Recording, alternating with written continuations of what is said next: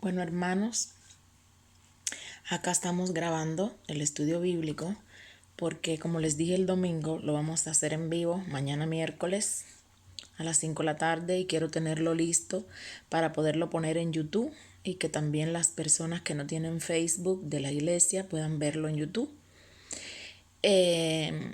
Así que acá estamos. Como siempre, antes de comenzar, vamos a hacer una oración. Así que los invito a los que están escuchando que inclinen sus rostros y oremos. Padre, te damos gracias, Señor, por tus bondades, por tu misericordia, por la oportunidad que nos das de aprender día a día acerca de tu palabra, bendito Dios. Te pedimos, Señor, que nuestros corazones sean tierra fértil para esta palabra, Señor, para este estudio bíblico. Danos el conocimiento y permite que podamos adecuarlo a nuestras vidas. En el nombre de Cristo Jesús te damos gracias y honra y gloria solo a ti. Amén y amén. Bueno, hoy vamos a estudiar un pasaje de la Biblia en el capítulo 5 del libro de Juan, versículos 6 y 7. Y es algo que muchos cristianos hemos visto varias veces, pero quizás no tenemos o no sabemos los elementos principales de este pasaje. Y es el pasaje que le titulamos Levántate, toma tu lecho y anda. Les voy a leer estos versículos. Dice, como Jesús vio a este echado y entendió que ya hacía mucho tiempo, dícele, ¿quieres ser sano? Señor, le respondió el enfermo, no tengo hombre que me meta en el estanque cuando el agua fuere revuelta, porque entre tanto que yo vengo, otro antes de mí ha descendido. Y les repito, Juan 5, versículos del 6 al 7. El relato de la sanidad del paralítico de Bethesda es una historia bastante conocida, como les dije anteriormente, en muchos sectores cristianos. Es una historia impresionante porque el lugar de sanidad es un sitio histórico. Su construcción se remota hasta el tiempo de la restauración del muro de Jerusalén, luego del regreso del cautiverio, del pueblo de Israel del cautiverio. En ella, en su restauración, estuvo envuelto el sumo sacerdote Eliasib, junto con otros sacerdotes quienes por algún hecho milagroso del que no tenemos registro debieron llamarle estanque Bethesda. No sabemos. ¿Por qué sabemos que Eliasib estuvo envuelto en esta construcción? En Nehemías capítulo 3, versículo 1 nos dice, y levantóse Eliasib, el gran sacerdote, con sus hermanos los sacerdotes, y edificaron la puerta de las ovejas. Ellos aparejaron y levantaron sus puertas hasta la torre de Mead, aparejándola hasta la torre de Ananel. Nehemías 3:1. Es decir, esto nos demuestra que Eliasib participó en esta construcción. Ahora, ¿por qué queremos estudiar la sanación del paralítico de Bethesda? ¿Por qué consideramos que es importante que todo cristiano sepa las características principales y cómo es que nosotros en esta actualidad estamos involucrados con este hecho, con este pasaje de la Biblia? Fíjense que el escritor del Evangelio presenta esta sanidad del paralítico de Bethesda como una señal, es decir, la tercera de las 7 señales que Jesús estableció durante todo su ministerio terrenal. Y precisamente sobre estas señales es que se fundamenta el mensaje de salvación y vida eterna. Juan entiende que estas señales son la obra que el Padre le encomendó que hiciese. Fíjense que en Juan 5:36 dice, mas yo tengo mayor testimonio que el de Juan, dijo Jesús, porque las obras que el Padre me dio que cumpliese, las mismas obras que yo hago, dan testimonio de mí, de que el Padre me ha enviado. Estas señales que estamos hablando son precisamente para demostrar que Jesús es el Cristo, el Hijo de Dios, y que para que creyendo en Él tengamos vida en su nombre. En el capítulo 20, versículo 31 nos habla acerca de esto. Ahora, esta señal, es decir, la sanación del paralítico de Bethesda, tiene una particularidad que la hace especial, y es que a partir de esta sanidad que se señala, los judíos empiezan a procurar matar a Jesús. Capítulo 5, versículo 16 del libro de Juan. Es por lo tanto la señal que marca el camino a la cruz, el camino a la salvación y a la vida eterna de aquellos que como nosotros creen en su nombre. Es el punto de inflexión entre el profeta que hace milagro, que era Jesús hasta ese momento, y sanidades, y el Mesías. Que viene a qué? A salvar lo que se había perdido. El paralítico, aunque no es una figura pública, es la persona que Jesús escoge para establecer en él y por él la razón del misterio escondido desde la antigüedad con respecto a la proclamación de que Dios se hizo carne y habitó entre nosotros. Al saber el misterio que había estado oculto desde los siglos y edades, mas ahora ha sido manifestado a sus santos. Colosenses 1:26. Y les repito, a saber, el misterio que había estado oculto desde los siglos y edades, mas ahora ha sido manifestado a sus santos. Colosenses 1:26. También Juan 1:14 nos dice, y aquel verbo fue hecho carne y habitó entre nosotros y vimos su gloria como el unigénito del Padre, lleno de gracia y de verdad.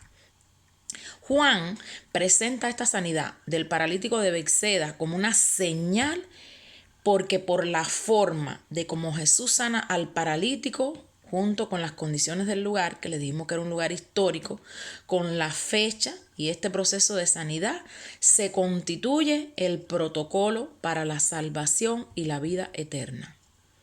Después de esto, el paralítico acude al templo, tan pronto es sanado, y esta acción lo convierte en el prototipo del ser humano piadoso que busca a Dios por convicción y no tan solo por los beneficios recibidos. Y allí en el templo donde concluye este protocolo de liberación y recibe la instrucción de salvación y vida eterna cuando le dice, no peques más, no te venga algo peor, una cosa peor. Es en el capítulo 5, versículo 14.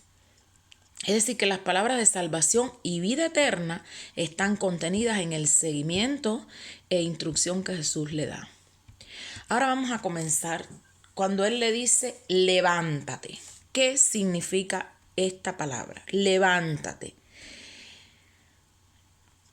El proceso comienza de levántate con una decisión personal. Es la elección entre seguir postrado o moverte a otro lugar. El paralítico había experimentado, no sabemos por cuántas veces, la frustración de haber trabajado por algo y ver que otro se llevaba los logros. Es decir, tratar de llegar al estante y nunca podía llegar. Llegaba alguien después que él y entraba al estante y se llevaba el milagro de ser sanado. Pero ¿qué pasaba? Él no se iba de ese lugar. Él estaba atado a ese lugar. ¿Creen ustedes que era la fe lo que lo hacía permanecer en el sitio?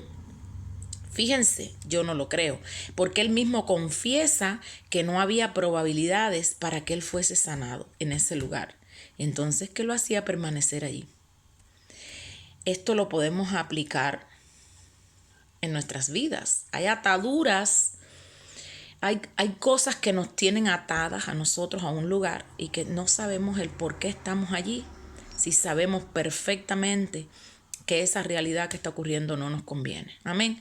Es decir, hay ataduras que tienen que ser rotas por la decisión, y la salvación y la vida eterna comienzan precisamente por y con una decisión. Es una decisión que yo hago, es una decisión que usted hace. Hasta aquí llegó el pecado en mi vida y yo hoy me voy a decidir a levantarme y irme de este lugar, romper con esta atadura y comenzar con una nueva vida. Amén. Es decir, la decisión que escoge atender la voz de Dios y oír la voz y desoír, es decir, no continuar escuchando la voz de las circunstancias. La decisión de renunciar a los intereses personales por seguir el camino de la humillación para alcanzar los propósitos del por qué Dios fijó sus ojos en nosotros. La decisión de renunciar a ese libre albedrío que nos dio y someternos al señorío de Cristo. Es decir, todo es una decisión. Por eso cuando Jesús cuestiona al paralítico sobre si quiere ser sanado, no es en forma de sarcasmo, no es burlándose, sino es para sacar de él la respuesta que él escuchaba oír. Es decir, él quería oír, es para sacar de él el verdadero deseo que él tenía de ser sano. El propósito de la pregunta era confrontarlo con la realidad de su estado, de su situación, de sus circunstancias. Era necesario que él tomara una decisión. Es como, levántate, reacciona, responde, sal de ese estado, muévete, toma tu lecho y anda. Era más fácil seguramente decirle, vete. ¿Para qué le iba a servir el lecho? No es un buen recuerdo. ¿En qué estaba pensando Jesús cuando le ordenó que tomara el lecho? Le dijo, toma tu lecho y anda. No le dijo, vete. Le dijo, toma tu lecho y anda. Tomar el lecho significaba exponerse. Jesús sabía perfectamente que era sábado y que iban a cuestionar al paralítico tan pronto lo vieran cargando su lecho, porque el sábado no se podía hacer nada. No se podía hacer milagro, no se podía hacer ninguna otra cosa. El propósito de encomendarle que cargue su lecho es para que el paralítico venza el impedimento que le ató toda su vida. Es para que él venza. Es decir, para alcanzar la salvación y la vida eterna tenemos que exponernos. Tenemos que exponernos a que hayan personas que nos critiquen. Porque eso mismo le pasó al paralítico de Bethesda. Cuando él se levanta, agarra su lecho un sábado y es sanado, lo iban a criticar. Y la forma que Jesús escogió para que él fuera consciente de lo que iba a suceder fue eso. Toma tu lecho y anda. No le dijo vete, le dijo toma tu lecho y anda. Entonces, para alcanzar la salvación y la vida eterna, cada uno de nosotros tenemos que exponernos. Llevar el lecho significa ponte a merced de las críticas que quizás te hagan. No tengas miedo del que dirán. No temas a la crítica. No te escondas de los que quieran humillarte. Exponte. El testimonio es la parte vital del proceso de salvación y vida eterna. Y fíjense que Dios busca hombres y mujeres de decisión, hombres y mujeres de compromiso, hombres y mujeres definidos con pasión y celo por el Evangelio. Por eso es que la sanación del paralítico de Bethesda es una enseñanza para todos nosotros y que todos los cristianos debemos conocer lo que tiene contenida esta enseñanza. Ahora, la presencia, vamos a hablar de algo parecido. La presencia de Nicodemo en el Evangelio de Juan solo sirvió para que Jesús nos enseñara de la necesidad de nacer de nuevo. Eso es un ejemplo. Pero no se vuelve a decir nada de él. ¿Por qué? Quiso ser simplemente un discípulo anónimo. Pero cuando en el caso del paralítico de Bethesda, Jesús no quiso que fuera un discípulo anónimo. Quería que diera el testimonio. Ahora, le dijo, levántate. Toma tu lecho, levántate. Pero después que le dijo, y anda. Anda es el penúltimo paso del protocolo. Significa, no te quedes cautivo en tus logros. No vivas del pasado. Deja que tu pasado se aleje de ti con el tiempo. Fíjense, Isaías 43:18 dice, no os acordéis de las cosas pasadas, ni traigáis a la memoria las cosas antiguas. Significa también no permitir que los fracasos crezcan más que la bendición que Dios dijo de nosotros. No permitas que los fracasos crezcan más que la bendición que Dios te está dando. Amén. Y dice Génesis 12:2, y haré de ti una nación grande, y bendeciré y engrandeceré tu nombre, y serás bendición. Anda. Fíjense, toma tu lecho y anda. Anda es el propósito de la sanidad. significa la capacidad de crecer, significa la capacidad de desarrollarte, de alcanzar otros niveles espirituales, de llegar a la perfección. Creo que si la mujer de Lot, escuchen bien, recuerden la mujer de Lot que le dijo, no mires hacia atrás. Si ella hubiera conocido este principio, anda, y no hubiera mirado hacia atrás, no se hubiera convertido en una estatua de sal. Es decir, que nosotros no debemos mirar hacia atrás, no debemos mirar hacia el pasado, debemos mirar todo el tiempo adelante. Amén. Y precisamente de eso hablamos en el sermón de la semana pasada. Del pasado, lo único que tenemos que agarrar son las enseñanzas que nos trajo. Bendito es el nombre de Dios, pero siempre debemos caminar hacia adelante en aras de perfeccionar nuestra vida y que cada día parecernos más a Jesús. Amén. Ahora, anda es la llave del crecimiento espiritual y ministerial. El apóstol Pablo estableció sobre el valor de este proceso cuando, guiado por el Espíritu Santo, dijo: hermanos, yo mismo no hago cuenta de haberlo ya alcanzado, pero una cosa hago, olvidando ciertamente lo que queda atrás y extendiéndome a lo que está delante. Prosigo al blanco, al premio de la soberana vocación de Dios en Cristo Jesús. Recuerden, este es uno de los versículos que estuvimos analizando en el sermón del domingo anterior, Filipenses 3, 13, 14. Entonces, finalmente, el cierre del protocolo de salvación. No peques más, es cuando le da las instrucciones. No peques más porque no venga alguna cosa peor. No peques más significa la decisión de seguir adelante. No importa el obstáculo grande que se ponga delante para que yo no pueda continuar, que me quiera detener.